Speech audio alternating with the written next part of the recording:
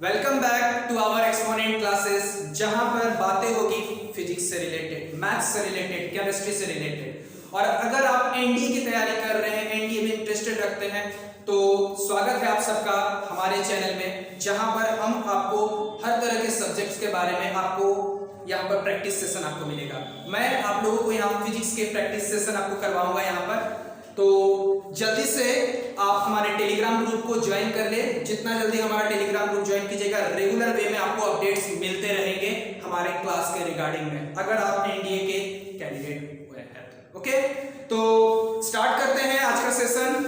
Video को pause करके इस क्वेश्चन को आप आराम से पहले पढ़ लीजिएगा, फिर मेरे ध्यान से मैं जो डिस्कशन करूंगा उस डिस्कशन को ध्यान से नोट करना। ओके, दिमाग में रखना। ओके, चलिए ध्यान से देखिए। पहला क्वेश्चन क्या है कि the rainbow is produced due to which one of the following phenomena. Okay, कि रेनबो जो होता है, जिसको हम लोग इंद्रधनुष कहते हैं, वो किस फेनोमेना के कारण से प्रोड्यूस होता है?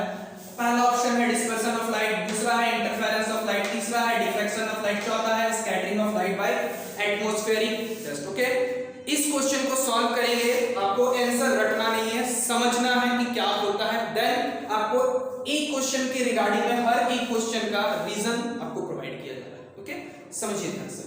सबसे पहला है dispersion of light. Dispersion of light का मतलब क्या होता है? आप लोगों ने प्रिज्म पढ़ा होगा कि प्रिज्म में जब आपका व्हाइट लाइट एंटर करता है, व्हाइट लाइट जब एंटर करता है तो वो 7 कॉन्स्टिट्यूएंट्स कलर में टूट जाता है, और वो कलर का पैटर्न आपको याद होगा, विग्योर है आपका। विग्योर होता है आपका कलर का pattern, V for violet, indigo, blue, green, yellow, orange, red, ये पैटर्न होता है। इस पैटर्न को आप कहते हैं स्पेक्ट्रम। इस पैटर्न को आप क्या कहते हैं? स्पेक्ट्रम के नाम से जानते हैं। यानी व्हाइट कलर का उसके 7 कॉन्स्टिट्यूएंट्स कलर में टूट जाना ही कहलाता है dispersion of light. Dispersion of light का क्लियर है? तो यहां पर डिस्पर्शन ऑफ लाइट की बात हो रहा है।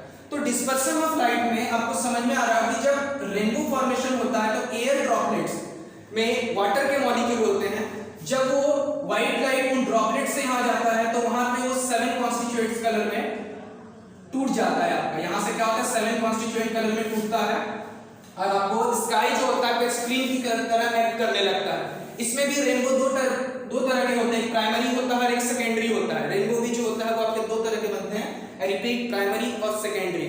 ओके, लेकिन यहाँ पर केवल सिर्फ डिस्पर्शन ही नहीं होता, केवल 7 कॉन्स्टिट्यूएंट्स कलर में ही नहीं टूटता। यहाँ पर एक और फेनोमेना काम करता है आपका, वो है TIR का फेनोमेना। TIR का मतलब होता है, क्या होता है? Total internal reflection.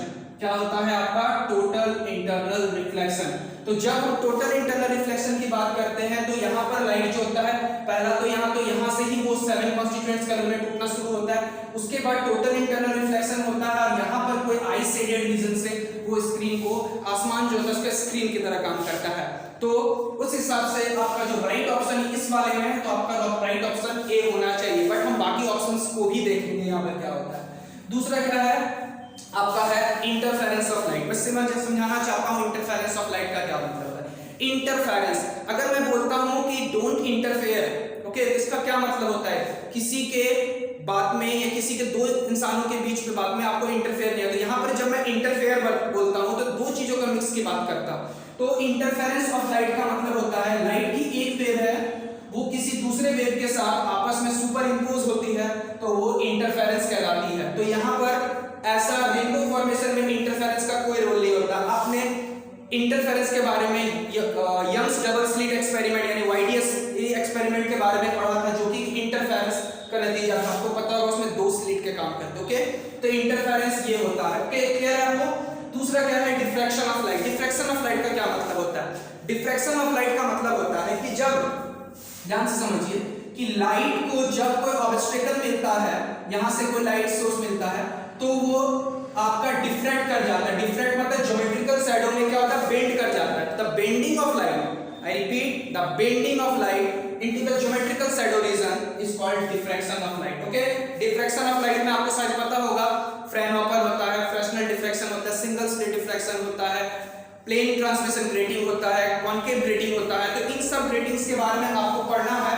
लेकिन यहाँ पर हमें सिंपल समझना था diffraction ability, diffraction of light repeat कि जब लाइट किसी ऑब्स्टेकल से टकराती है तो वो बेंड करती है ज्योमेट्रिकल साइड के रीजन में, इसी फिनोमेना को कहते हैं डिफ्रैक्शन ऑफ लाइट। और ज्यादा जानने के लिए इस डिफ्रैक्शन ऑफ लाइट के लिए चैनल पे आपको बने रहना है। ओके, चौथा क्या है, स्कैटरिंग ऑफ लाइट के बारे में लोग बात करते हैं। स्कैटरिंग ऑफ लाइट के बारे में क्या होती है, स्कैटरिंग क्या फिनोमेना होता है।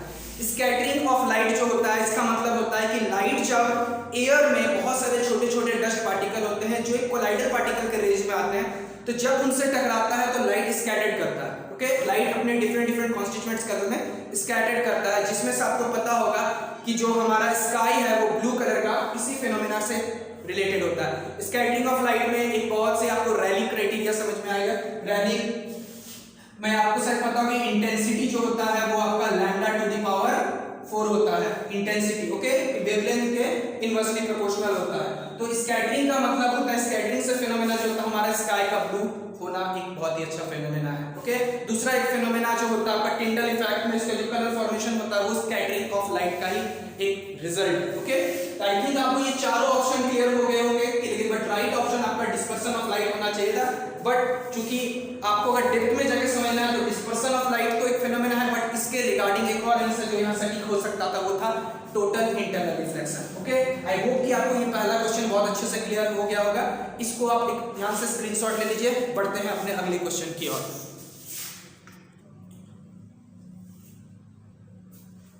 तो चलिए बढ़ते हैं अपने अगले क्वेश्चन की ओर। क्वेश्चन नंबर है ये 2, ठीक ना।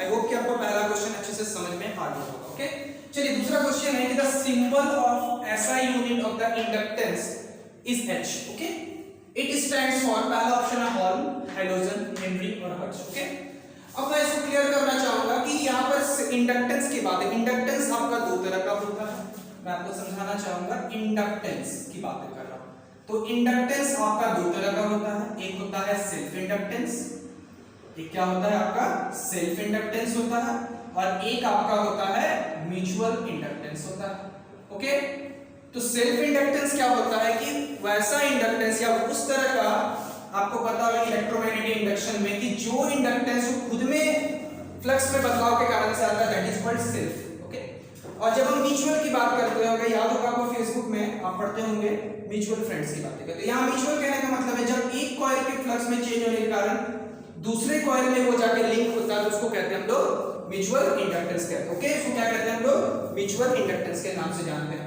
और इसके लिए हम लोग L सिंबल का यूज करते हैं, इसके लिए हम लोग M सिंबल का यूज करते हैं, बट दोनों की जो SI यूनिट होती है वो होती है हेनरी होती है। ओके, शायद आपको पता होगा फैराडे की इलेक्ट्रोमैग्नेटिक इंडक्शन लॉ से तो E बराबर -L di/dt। ओके, और अगर म्यूचुअल इंडक्टेंस है तो आपका M आ जाएगा। तो इसकी SI यूनिट जो होगी हेनरी जो है H स्टैंड कर रहा है, हेनरी के लिए स्टैंड कर रहा है। दूसरी बात रह गई हर्ट्ज, शायद आपको पता होगा हर्ट्ज किसकी होती है, वो होती है फ्रीक्वेंसी की होती है। ओके, फ्रीक्वेंसी की होती है, और आपको फ्रीक्वेंसी अच्छे से समझ में आता होगा कि नंबर ऑफ ऑसिलेशन पर सेकंड। ओके, हैलोजन एलिमेंट का नाम भाई एलिमेंट है, ग्रुप पीरियोडिक टेबल में group 17 is stand for halogen. Okay, तो आई होप कि आपको ये ऑप्शन जो राइट ऑप्शन है यहाँ पर हेनरी होगा। ओके, राइट ऑप्शन जो है आपका क्या है, हेनरी है। रीजन के साथ मैंने आपको यहाँ बता दिया, ठीक ना। चलिए बढ़ते हैं अपने अगले क्वेश्चन की ओर। तो चलिए बढ़ते हैं अपने थर्ड क्वेश्चन की ओर। क्वेश्चन आपकी स्क्रीन पे है, तो वीडियो को पहले पॉज कर लीजिए, खुद से पहले अटेम्प्ट कीजिए और फिर तब जाके आप एक्सप्लेनेशन को देखिएगा, ठीक ना। आई होप कि आपने वीडियो पॉज करके क्वेश्चन को पढ़ लिया होगा। देखिए क्वेश्चन क्या बोल रहा है कि electron emitted from the metallic surface by the application of light.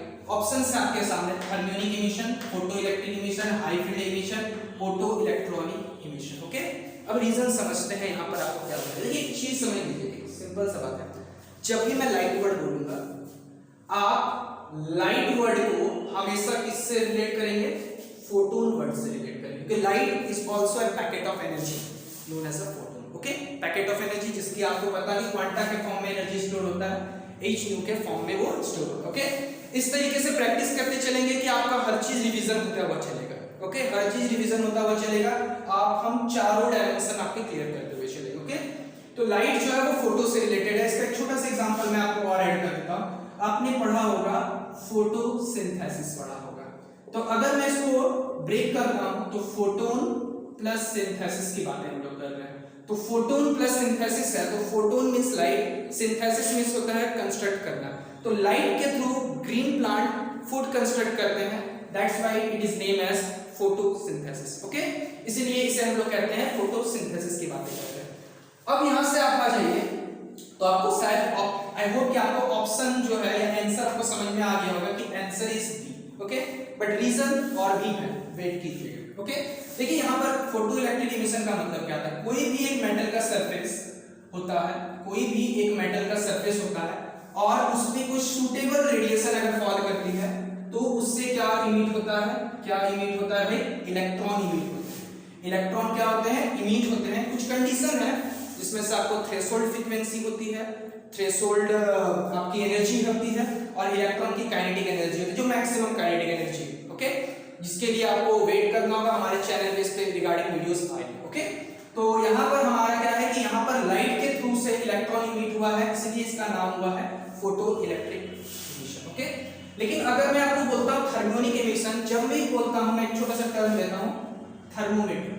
भाई मैं आपको क्या बोलता हूँ, thermometer. What do you mean by thermometer? वैसा मीटर जो थर्म यानी हीट से काम करता है। आपको ये थर्म वर्ड का मतलब ही हो जाता है, थर्म वर्ड का मतलब ही हो जाता है, क्या हो जाता है आपके लिए, हीट हो जाना चाहिए। तो अगर यहाँ कोई हीट के थ्रू से कोई भी इमिशन नहीं हो रहा है, इसीलिए अगर आपका हीट के थ्रू किसी भी तरह का इमिशन देखने को मिलता है, अगर आपने हीट के थ्रू से इमिशन करवाया है तो आपको थर्मियोनिक इमिशन की हम लोग बातें करते हैं। आपका जो यहाँ पर थर्ड जो है वो का हाई फील्ड इमिशन है, यानी हाई इलेक्ट्रिक फील्ड के इन्फ्लुएंस के कारण अगर इलेक्ट्रॉन इमिट होते हैं, that is known as high field emission. Okay, तो आई होप कि आपको ये ऑप्शंस क्लियर हो गए। रीजन के साथ मैंने आपको बता दिया है, ये नहीं हो सकता है। ओके, तो आप इसको नोट कर लीजिएगा। बढ़ते हैं अपने अगले क्वेश्चन की ओर। ओके, तो चलिए बढ़ते हैं अपने चौथे क्वेश्चन की ओर। क्वेश्चन आपके बोर्ड में लिखा हुआ है, ठीक ना। मैं उम्मीद करूंगा कि आप वीडियो को पॉज करके क्वेश्चन को एक बार पढ़ लेंगे। ओके, चलिए मैं क्वेश्चन एक बार आपको पढ़ के बता देता हूं कि in a vacuum a 5 rupees coin, a feather of sparrow bird and a mango are dropped simultaneously from a same height. The time taken by them to reach the bottom is t1, t2 and t3 respectively. In this situation, we will observe that the options are t1 greater than t2 greater than t3, same t1 greater than t3 greater than t2, t3 greater than t1 greater than t2 and finally t1 is equal to t2 is equal to t3. Okay? ये जो question है आपके kinematics class 11 से belong करता है, तो I hope कि आप लोगों ने इस चीज को समझा होगा। ओके, ज्यादा जानकारी के लिए हमारा टेलीग्राम ग्रुप आप ज्वाइन कर लीजिए, आपको रेगुलर वे में अपडेट्स मिलते रहेंगे। और इस क्वेश्चन को समझने के लिए मैं आपको टॉपिक बता दे रहा हूँ, काइनेमेटिक्स में आप इसको पढ़ेंगे जो कि फ्री फॉल की टॉपिक था। ओके, चलिए मैं आपको यहाँ पे एक्सप्लेन कर रहा हूँ कि देखिए क्या बोलना चाह रहे हैं। वैक्यूम है मतलब एयर नहीं है, एयर नहीं है मतलब समझ लीजिए सिंपल सा बात है, एयर नहीं है। तो यहाँ पर आपके पास एक 5 रुपए का कॉइन है, एक फेदर है, ओके फेदर है स्पैरो का, और एक क्या है मैंगो। ओके, चलिए मैं एक छोटा सा मैंगो बना देता हूँ। ओके, मैंगो बना देता हूँ। तीनों को क्या बोला गया है, are from the same height, मतलब आपको तीनों की जो हाइट है वो तीनों की क्या है, सेम हाइट से ड्रॉप कीजिए। और जो टाइम है इसके गिरने का टाइम है आपका t1, इसका t2 और इसका क्या है t3। ओके, तो आपको शायद पता होगा कि आपने इसको फ्री फॉल में पढ़ा था। फ्री फॉल के लिए जो टाइम आता है t बराबर आपका होता है 2h/g, ये होता है। ओके, फ्री फॉल के लिए जो टाइम होता है वो क्या होता है आपका 2h/g होता है। चलिए मैं आपको इसके लिए डिराइव करके आपको बता देता हूँ। देखिए यहां से मान लेते हैं कि यहां से कोई भी चीज, अगर कोई भी ऑब्जेक्ट है, वो स्टार्टिंग में उसकी कोई इनिशियल वेलोसिटी नहीं होगी, यानी u उसकी 0 होगी। अगर आपकी u 0 है, ओके, और यहां से यहां जो डिस्टेंस कवर किया है वो h है, यानी डिस्प्लेसमेंट है h, तो आपको पता होगा कि आप यूज करते हैं equation of motion. Okay, equation of motion जो होता है s बराबर ut plus half at square को आप इसको यूज कीजिए। यहां से यहां तक जो डिस्प्लेसमेंट है वो h है, आपकी इनिशियल वेलोसिटी 0 है, हाफ जो यहां से यहां फॉल हो रहा है वो ग्रेविटी के अकॉर्डिंग, जिसकी वैल्यू 9.8 या अप्रोक्सीमेट हम लोग 10 लेके चलते हैं। यहाँ g हमने पुट किया है टाइम का स्क्वायर, तो h is equal to half gt square, तो t square is equal to 2h/g, finally time is equal to 2h/g। This is the formula for the time of fall. I hope कि आपका ये revise हो गया होगा। Okay, तो यहां से आपको क्या है समझना क्या है कि जो टाइम ऑफ फॉल है, time of fall is independent of mass. कहीं पर मास का कोई टर्म है क्या भाई? किस पे डिपेंड कर रहा है? केवल हाइट पे, ग्रेविटी पे डिपेंड कर रहा है। हाँ, इसी क्वेश्चन को आप ग्रेविटेशन से भी ऐड करके पूछा जा सकता है आपसे, ग्रेविटेशन से, कि इक्वेटर पे क्या हो सकता है, पोल पे क्या हो सकता है, अर्थ के डेप्थ पे क्या हो सकता है, एट अ हाइट क्या हो सकता है। तो वेरिएशन ऑफ जी को भी ऐड किया जा सकता है इस क्वेश्चन में, वेरिएशन ऑफ जी को भी ऐड किया जा सकता है। बट यहाँ पर जो टाइम ऑफ फॉल है वो रूट ओवर एच पे डिपेंड कर रहा है, it is independent of mass. यहाँ पर 5 रुपए का कॉइन रहे या फेदर रहे या फिर जिनमें भी आपका मैंगो रहे, तीनों के केसेस में मास से कोई रिगार्डिंग नहीं है। इसलिए जो तीनों का टाइम ऑफ फॉल है वो हाइट भी सेम है, इसलिए जो टाइम ऑफ फॉल होगा वो तीनों का सेम होगा। और जो राइट ऑप्शन है आपका T1, T2 और T3 होगा, T1, T2 और T3, क्योंकि तीनों के लिए हाइट इक्वल है।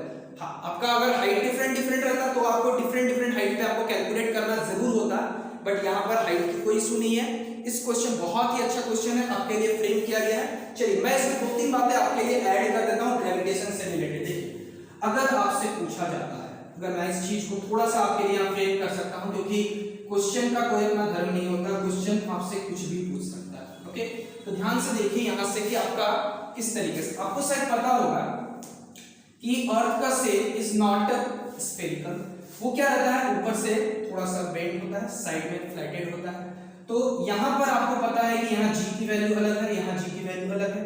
आप हमें वीडियो को पॉज करके कमेंट सेक्शन में मुझे बता सकते हैं कि कहाँ पर जी की वैल्यू में वेरिएशन आएगा। ओके, तो एक फॉर्मूला मैं आपको बता देता हूँ कि जो जी होता है वो क्या होता है, जी माइनस आपका जी का जो फॉर्मूला होता है वो कुछ इस तरीके से डिपेंड करता है, sorry, capital G M by R square होता है। ये आपका जी की वैल्यू है, जी डैश क्यों लिखा हूं। ओके, तो शायद आपको पता होगा कि ये जो इक्वेटर लाइन की आपकी डेप्थ होती है, इक्वेटर की होती है, और ये आपके पोल की डिस्टेंस है, अर्थ के सेंटर से।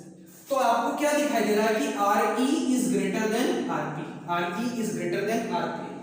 चूंकि जी इनवर्सली प्रोपोर्शनल है, इनवर्सली प्रोपोर्शनल, आर की जो वैल्यू है वो ज्यादा है, तो ये वैल्यू आपकी ज्यादा है। ओके, ये वैल्यू आपकी क्या है, ज्यादा है, तो इसका मतलब जीई जो होगा वो कम हो जाएगा जीपी से। ओके, जीई जो है आपका कम हो जाएगा जीपी से। इसका मतलब है कि इक्वेटर पे जी की वैल्यू होती है कम और आपका इस पे होती है एक्यूरेट 9.8। ओके, यानी आप जब पोल से इक्वेटर की ओर जा रहे हैं तो जी की वैल्यू में वेरिएशन घटने मिल रहा है। अगर यही क्वेश्चन आपका टाइम ऑफ फॉल के साथ मर्ज किया जाता, t बराबर रूट ओवर 2h बाई जी, तो आपको शायद उत्तर समझ में आ गया होगा कि इस जगह पे g की वैल्यू है कम, इसलिए टाइम होगा ज्यादा, इस जगह पे g as it is normal. Okay, तो इस तरीके से आपसे वेरिएशन करके क्वेश्चंस को पूछा जाता है, क्वेश्चन को पूछा जा सकता है। ओके, यहाँ पे ऐसा कोई वेरिएशन नहीं था, इसलिए आपके लिए कोई प्रॉब्लम नहीं था। वैरायटी बहुत सारी हो सकती है, हो सकता है ये प्रॉब्लम आपको लिफ्ट के अंदर भी करने दिया जाए, जहां पर शैडो फोर्स की हम लोग वहां पे बातें कर सकते हैं। बट यहाँ पर मैं क्वेश्चन को उतना कॉम्प्लिकेटेड नहीं कर रहा हूँ, आपके लिए सिंपल रखते हुए चल रहा हूँ, और आई होप कि आपको ये क्वेश्चन क्लियर हो गया होगा। चलिए तब बढ़ते हैं अपने अगले क्वेश्चन की ओर। तो चलिए बढ़ते हैं अपने अगले क्वेश्चन की ओर। क्वेश्चन आपके स्क्रीन पे कुछ इस तरीके से है, वीडियो को पहले पॉज कीजिएगा, आपने जो पढ़ा है उसके बेस पे इसको सॉल्व कीजिए। सिंपल डायरेक्ट क्वेश्चन है, बहुत ही आसान क्वेश्चन है, नहीं आता है वीडियो को पूरा अंत तक देखिएगा, मैं एक एक चीज को आपके लिए एक्सप्लेन करने वाला हूं। ओके, देखिए सबसे पहले क्या है, the majority charge carrier in a P type semiconductor. आपका कोई पी टाइप का सेमीकंडक्टर है, उसमें मेजॉरिटी चार्ज कैरियर क्या है। ऑप्शंस हैं free electron, conduction electron, ions है और होल्स है। ठीक ना, आयंस है और आपके लिए होल्स है। देखिए सबसे पहला बात है ना कि पी टाइप सेमीकंडक्टर, सेमीकंडक्टर है, उसको आपको शायद एक बार मैं रिवीजन करा देता हूं कि सेमीकंडक्टर जो होते हैं ना, क्या होते हैं, बेसिकली सेमीकंडक्टर है यानी नॉट कंप्लीटली कंडक्टर है, इसलिए ये पार्शियली करंट को कंडक्ट करते हैं विद एडिशन ऑफ समथिंग और बाय थर्मियोनिक। ओके, थर्मियोनिक मैंने अभी आपको बताया। तो सेमीकंडक्टर को यहाँ हम लोग दो भागों में क्लासिफाई कर सकते हैं, ये आपकी एक रिवीजन चल रही है प्रैक्टिस सेशन के दौरान। ओके, इंट्रिंसिक और एक होता है आपका एक्सट्रिंसिक सेमीकंडक्टर होता है। अगर हम इंट्रिंसिक की बात करते हैं तो इसको हम लोग प्रिस्टाइन भी कह सकते हैं। ओके, प्रिस्टाइन सेमीकंडक्टर भी कह सकते हैं, जिसके थ्रू पर प्योरिटी होता है, यहाँ पर जो भी कंडक्शन होता है वो बाय हीट के थ्रू हो सकता है, बाय इलेक्ट्रिसिटी के थ्रू बॉन्ड्स ब्रेक करते हैं और आपको फ्री इलेक्ट्रॉन मिल सकता है। इसमें क्या होता है कि नंबर ऑफ होल्स और नंबर ऑफ इलेक्ट्रॉन्स और नंबर ऑफ होल्स जो होते हैं इक्वल होते हैं।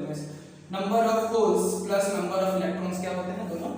ओके, लेकिन जब मैं बात करता हूं एक्सट्रिंसिक की, तो आपको शायद पता होगा कि ये डोप्ड करके आता है, यानी बाहर से कुछ ऐड करने पे आता है। तो इसी के बेस पे इसमें दो टाइप होता है आपका, एक होता है एन टाइप और एक होता है आपका पी टाइप। एक होता है एन टाइप और एक होता है पी टाइप। एन टाइप में क्या होता है कि जब आप ग्रुप 14 के किसी एलिमेंट को ग्रुप 15 के किसी एलिमेंट के साथ मिलाते हैं तो वहां excess number of electron generate होते हैं, तो आपका एन टाइप का जनरेशन होता है। ओके, एन टाइप का आपका जनरेशन होता है और एन टाइप के जनरेशन के कारण से एन टाइप सेमीकंडक्टर में मेजॉरिटी जो चार्ज कैरियर होता है, I repeat majority charge career आपका होता है इलेक्ट्रॉन्स होता है।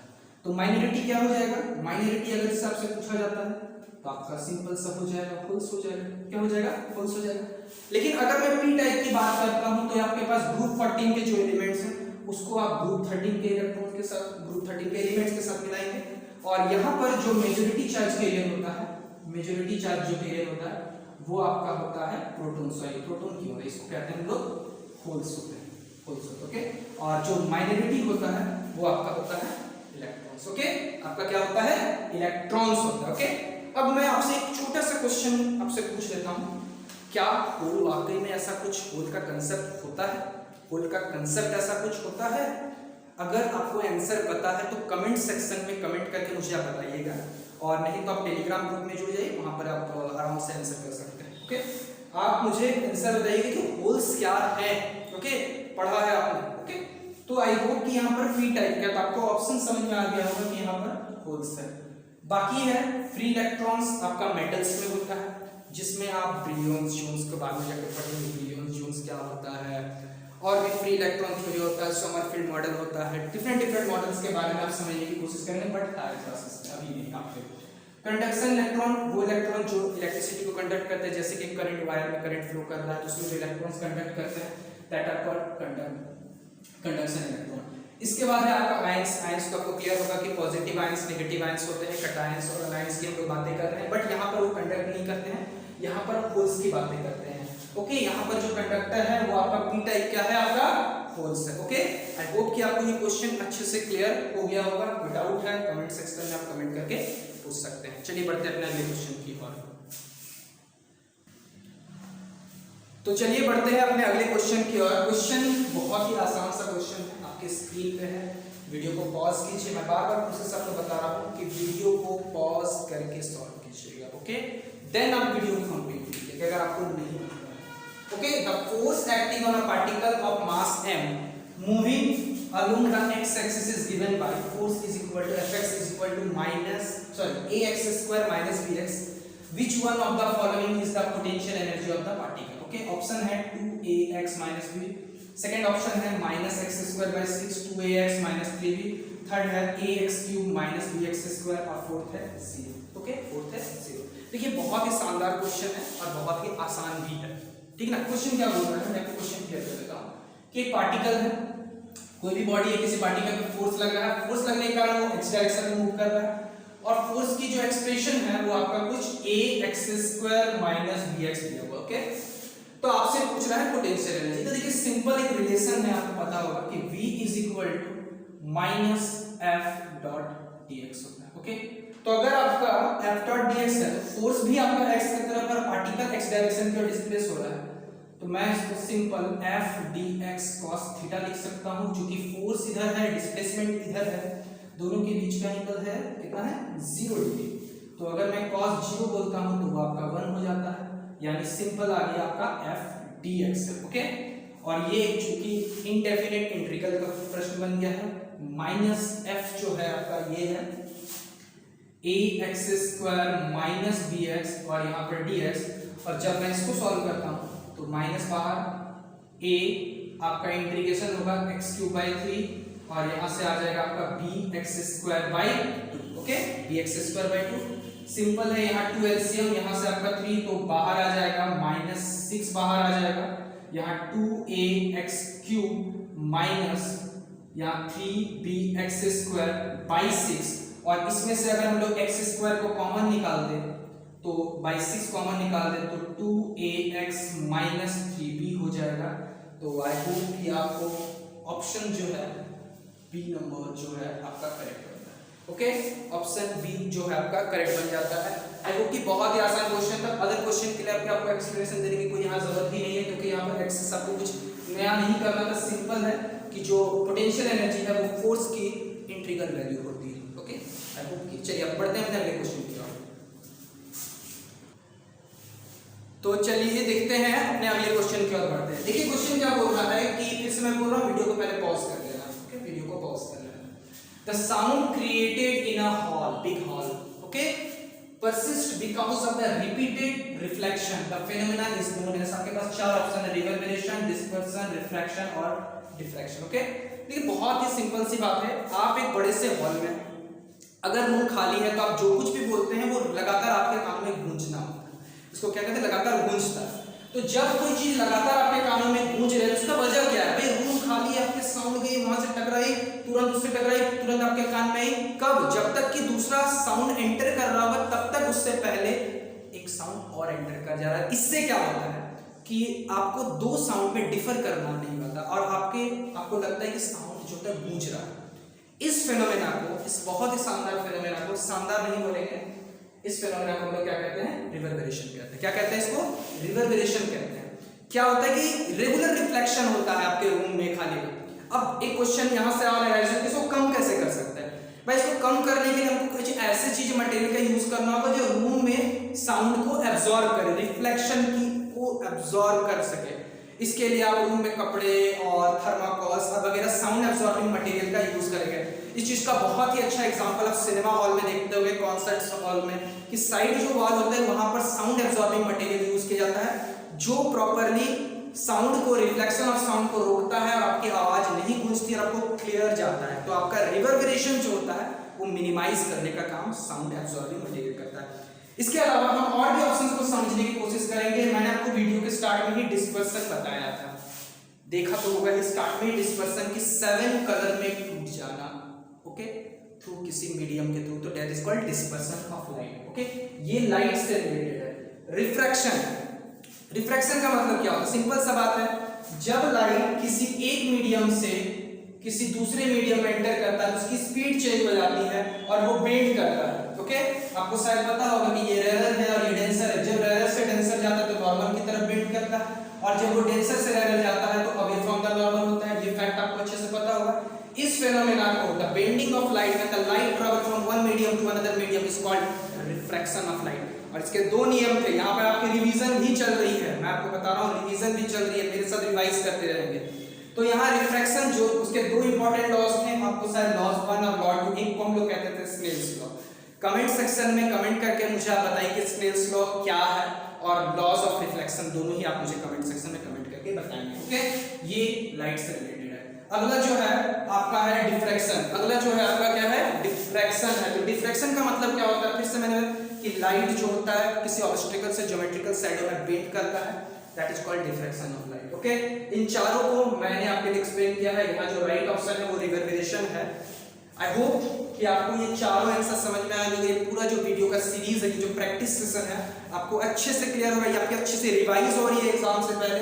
वीडियो पे मजा अगर आया है तो कमेंट सेक्शन में कमेंट करके बताइए कि आपको वीडियो कैसा लगा है। और टेलीग्राम ग्रुप में जल्दी से जल्दी जुड़ जाइए और बाकी तो आपको खुद का पता है कि क्या काम करना है। चलिए, थैंक यू।